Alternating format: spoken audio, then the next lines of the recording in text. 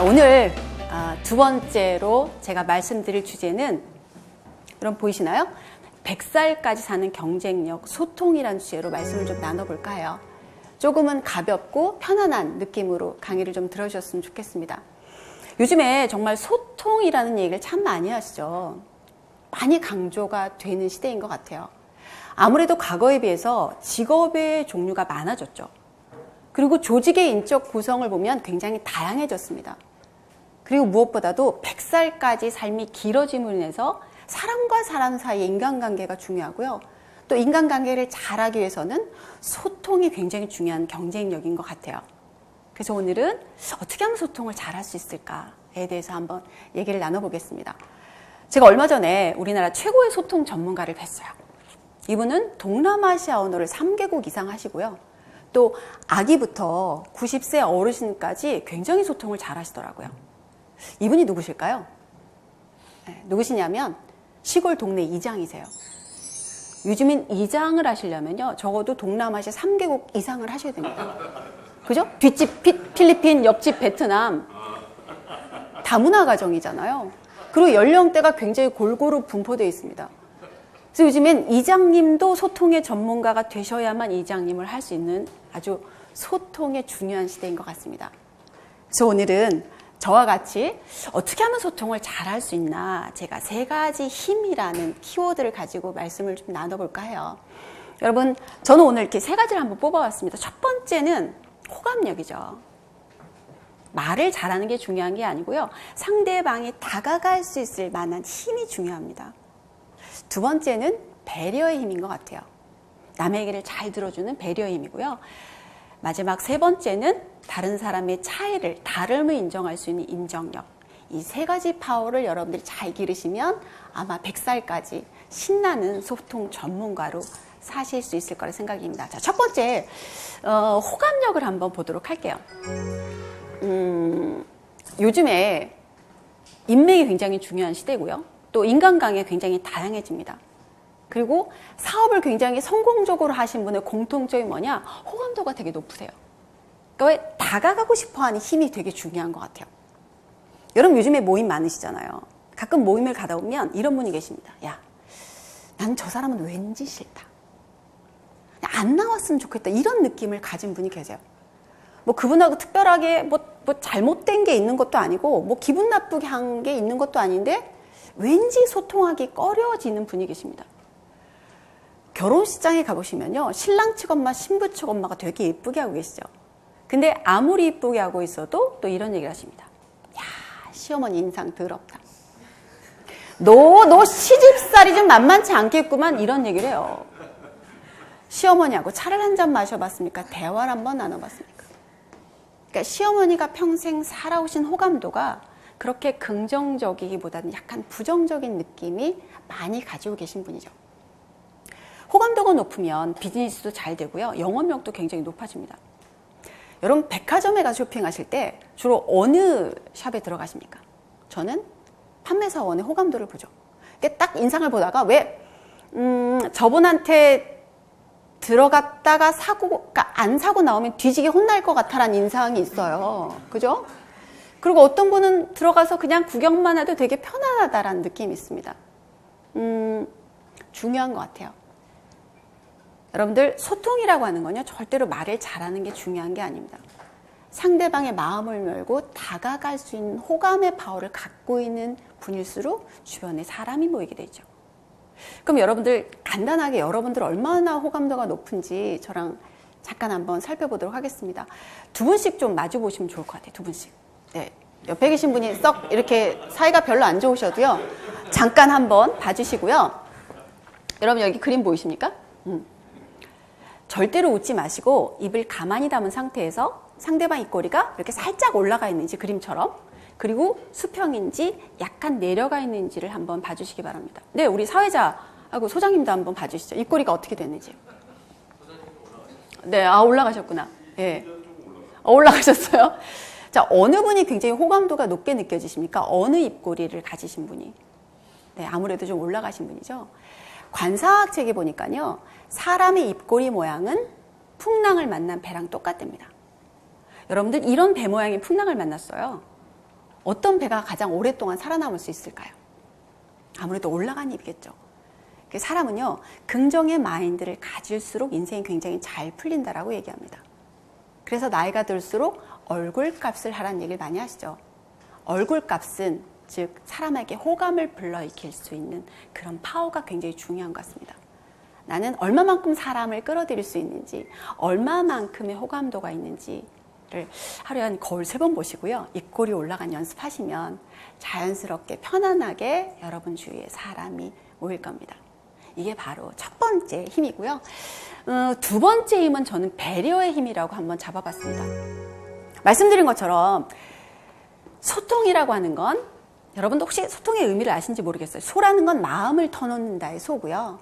통한다라고 하는 건 사람하고 통할 수 있다는 뜻의 소통입니다.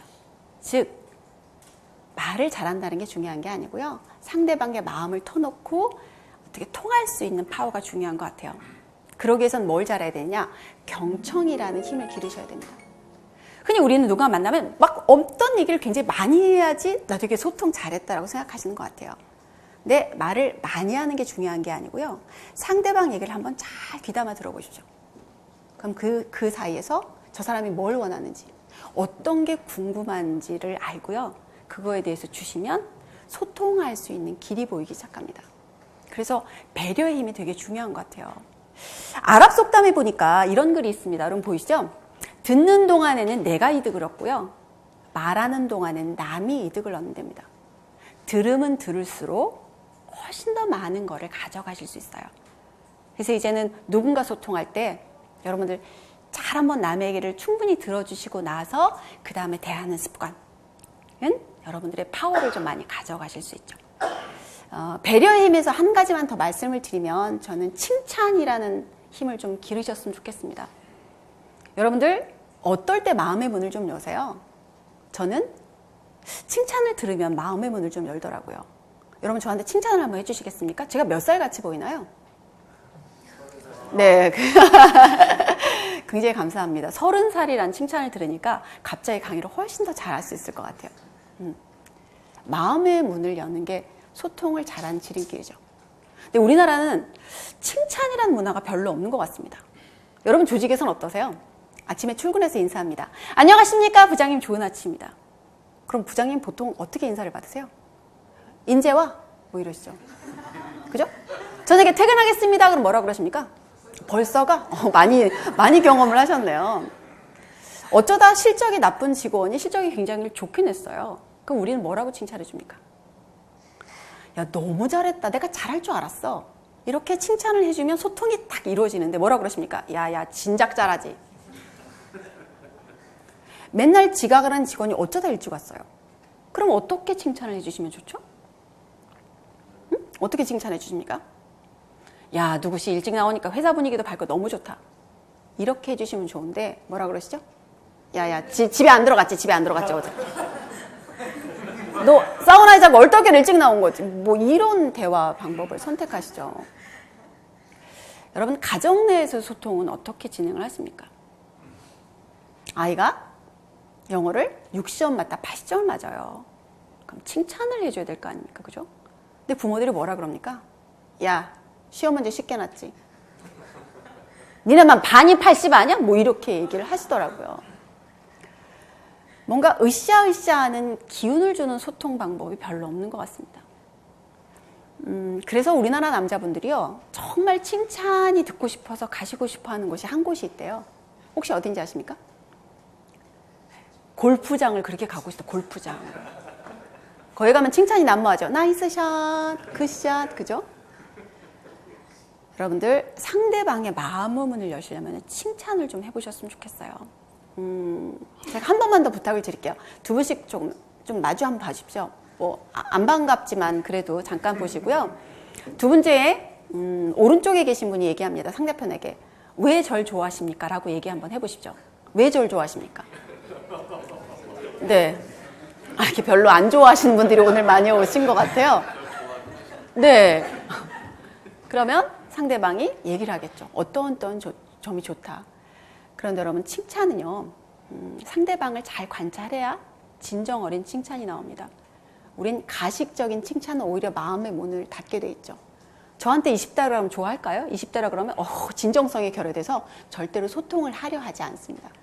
그래서 진정 어린 칭찬을 가족, 그다음에 주위의 동료, 좋은 길을 많이 나눠주시면, 배려해 주시면 여러분 주위에 많은 분들이 모이실 거죠. 자, 이제 마지막 세 번째로 들어가 보도록 하겠습니다. 세 번째는 인정력이에요. 저 사람이 틀리다고 생각하면 우리는 아예 소통을 하고 싶어 하지 않죠. 그런데 저 사람이 다르다고 인정하는 순간 소통의 길이 보입니다. 특히 아까 송은 교수님도 그런 얘기 많이 말씀하셨는데요. 지금은 남녀 차의 다름을 인정하지 못해서 혹은 세대 차의 다름을 인정하지 못해서 갈등 구조가 굉장히 심각합니다. 여러분, 남자 여자는 되게 다르죠. 뭐 요즘에 강의도 많이 나오고 책도 내용을 보면 기본적으로 호르몬이 되게 다르대요. 그리고 자라는 환경에 의해서 굉장히 다른 소통 방식을 취할 수밖에 없다고 얘기합니다. 얼마 전에 되게 재미난 설문조사를 봤어요. 여자들한테 물어봤습니다. 언제 가장 남자가 섹시하게 느껴집니까? 라고 여쭤봤더니 여러분 1등이 뭔지 아세요? 언제 여자들은 남자를 가장 섹시하다고 느낄까요? 후진 주차할 때. 그것도 이런 느낌으로 주차를 하셔야 됩니다. 오른손을 조수석에 대줘야 돼요. 그리고 왼손으로 핸들을 잡는데 이렇게 주먹으로 잡으면 안 되는 거 아시죠?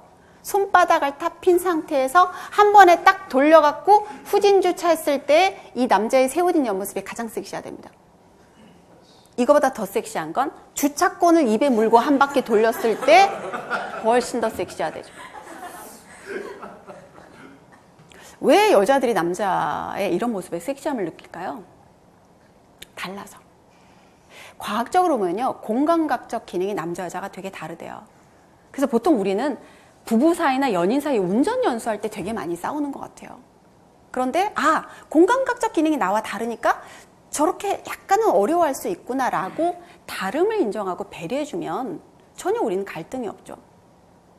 여러분, 남자 여자의 소통 방식도 보면 대부분 남자들은 결론 먼저 얘기하는 걸 좋아합니다. 그죠? 그리고 여자들은 과정을 설명하는 커뮤니케이션 방식을 선호하죠. 조직에서도 여자 상사 비율이 점점 많이 높아지고 있습니다. 그러면 여자 상사한테는 과정을 먼저 설명하는 방법, 그리고 여자 팀원이 남자 상사한테 뭔가를 보고할 때는 결론을 먼저 얘기하는 방법, 이렇게 다른 소통 방식을 취하시면 아마 남녀 차이 갈등도 많이 좀 해소될 것 같죠?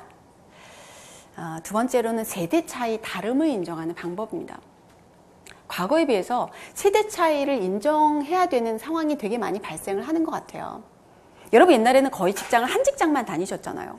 그죠? 그리고 퇴직 후에는 누구랑 소통했느냐? 그냥 가족들끼리 소통하고 인생을 마무리하면 별 문제가 없었습니다. 근데 요즘은 퇴직 후에 이모작, 삼모작을 지어야 되는 100세 시대입니다. 그래서 퇴직 후에 또 다른 구성원들과 소통을 하셔야 되는데요. 이때 세대 차이 갈등을 많이 느끼시더라고요. 제가 아는 분 중에 뒤늦게 바리스타에 꽂히셨어요. 그래서 퇴직 전에 자격증을 따셨죠. 그래서 드디어 커피숍에 딱 멋진 옷을 입고 취직을 하셨습니다. 일이 되게 즐거우셨대요. 맛있는 커피 만드는데. 근데 정작 어디에서 힘이 드셨냐면 같이 일하는 신세대들과의 소통이 안 되니까 되게 많이 어려우신 거예요. 그래서 되게 갈등이 많으셨답니다. 그래서 어떡할까 고민을 하신 거죠. 방법을 찾으셨답니다. 먼저 이들이 사용하는 용어를 따라하기 시작하셨대요. 헐, 크크, 문자도 이모티콘을 보내기 시작하고요. 그 다음에 과연 이들은 어디에 관심이 있는지 공감대를 같이 형성하기 시작했답니다. 그러니까 처음에는 약간 외면하던 신세대들이 뭐 좀 일 있을 때마다 같이 모여서 대화하고 나누다 보니까 이제는 굉장히 일하는 게 즐거워졌다라고 얘기하죠. 반대로 신세대들은요, 윗세대들과 대화하는 거 되게 불편해하시는 것 같아요.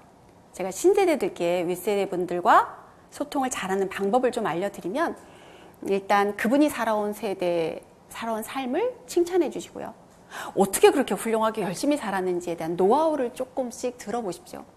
그러면 여러분들 어디에서도 배울 수 없는 삶의 지혜를 배우게 됩니다.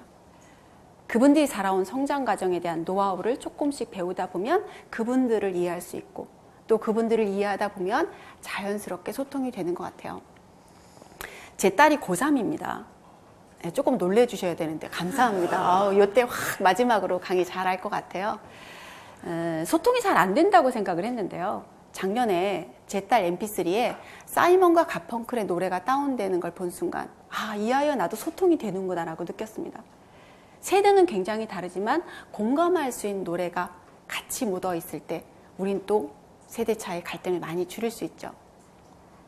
그래서 나이가 들수록 새로운 신선도를 가지고 뭔가를 배우는 거 되게 중요한 것 같아요. 그리고 신세대들은 어르신들을 존중하면서 그들이 살아온 세대를 굉장히 배우려고 하는 자세, 다름을 인정하면 아마 세대 차이의 갈등도 많이 해소가 되고요. 소통도 잘 하실 거라 생각이 듭니다. 정리를 한번 드려보도록 할게요. 여러분 아마 정말 제 강의를 들으시면서 느끼셨는지 모르겠어요. 100살까지는 정말 소통이 되게 중요하죠. 그래서 어떻게 하면 소통을 잘할 수 있을지 말을 잘하는 게 절대로 중요한 게 아니고요. 제가 오늘 3가지 힘 말씀드렸죠? 기억하십니까? 첫 번째는 뭐였죠? 네, 호감력이에요. 호감력. 여러분들은 사람들이 다가오게 하는 호감도를 가지셨는지 아니면 밀어내는 호감도를 가지셨는지요. 그리고 두 번째는 배려의 힘입니다. 잘 들어주시고 칭찬해 주시고 맞장구 쳐주시면 여러분들이 원하는 정보보다 훨씬 더 많은 걸 주실 거예요.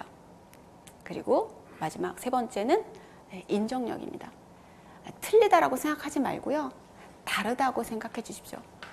그러면 다름을 인정하는 속에서 새로운 시너지가 나오실 것 같아요.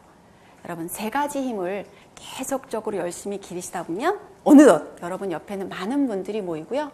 이 많은 분들이 여러분 인생을 살아가는 최고의 자산, 재산이 될 거라는 말씀을 끝으로 강의 마칠까요? 고맙습니다. 감사합니다.